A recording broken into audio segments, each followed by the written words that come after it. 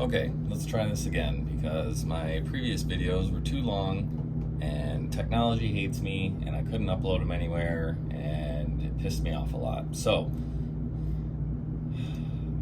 hey, this is Garrett Roberson from HMR Custom Woodcraft, and I wanted to show you my McPherson Mansion designs. So this is the bow front sideboard or buffet, or whatever it is you want to call it, I guess.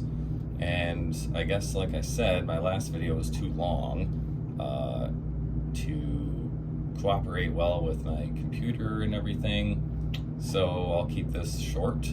But as you can see, well, for one, I use SketchUp for my design stuff, but so this entire thing is a fairly continuous radius up to kind of halfway towards the back, and then the back is flat and then it straightens out.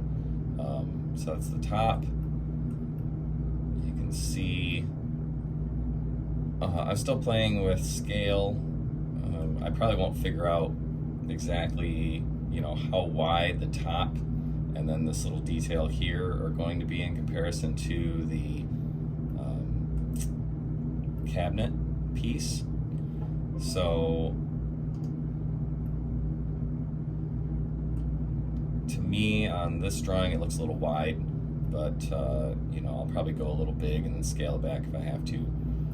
But yeah, so it's a bow front, inset drawers. The drawers will be half blind dovetails in the front and then full dovetailed back. All the secondary wood on this will be ash.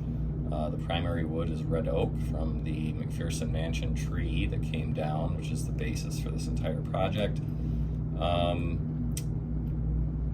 The hardware is temporary. That was more just a visual representation for the client. And one thing I haven't quite figured out for SketchUp is how to kind of improve my grain technique. So you'll have to just kind of imagine that the grain on these drawer fronts will be continuous from left to right. Since I'm lucky enough to have a whole tree to work with, I'm going to be able to do a lot of grain matching, book matching, kind of running things left to right, up to down. The door fronts are probably going to be this cool crotch piece from kind of the main section of the trunk where it's split into 4 large limbs. So I'll be able to use that and book match it and hopefully have kind of a cool pattern there. The case top, so let me move that out of the way. So the case top, sides, and bottom will all be from a single piece, so that'll be continuous all the way around, even though you'll only see the sides. But hopefully that will kind of get rid of any grain, wood movement issues. Not that there really would be any, but that's gonna be a dovetailed case with the dividers here and here, and then also drawer dividers, which I'm not showing in there just to kind of make things easier. And then I'll show you one more thing, and then probably call it a day on this just to keep it short once again.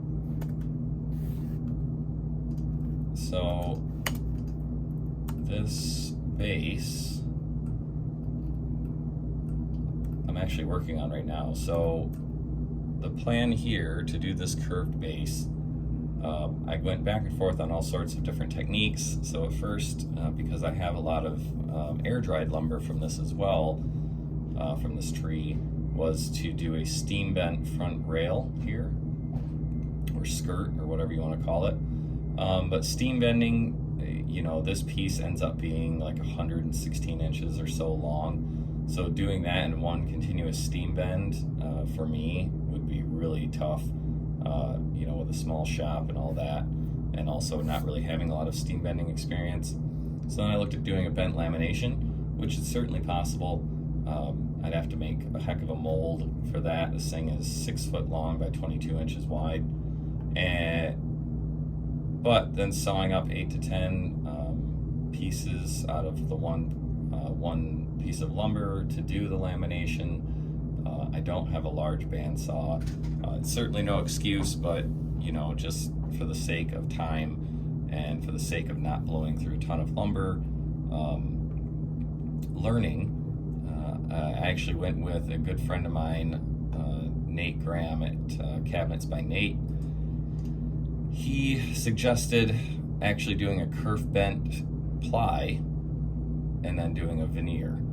So it's gonna kind of be half and half. So the front side will be this piece here, the lighter colored is gonna be a kerf bent birch, kind of Baltic birch ply that'll wrap around this piece here, which is gonna be cut to shape, but just 3/4 undersized. And then I'll kerf bend and dado this piece, wrap it around this piece of plywood. And then here in the back, I'll actually do, these pieces will be red oak, this will be ash, once again, the secondary wood.